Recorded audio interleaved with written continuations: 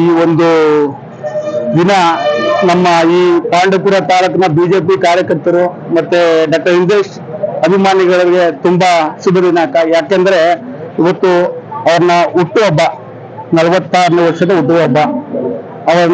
ಅವರಿಗೆ ಆ ದೇವರು ಆಯುಷ್ ಆರೋಗ್ಯ ಮತ್ತೆ ಐಶ್ವರ್ಯ ಮತ್ತೆ ಈ ಒಂದು ರಾಜಕೀಯ ಜೀವನದಲ್ಲಿ ಯಶಸ್ಸನ್ನ ಕಾಣಲಿ ಅಂತ ನಾವು ಶುಭವನ್ನ ಹಾರೈಸ್ತೀವಿ.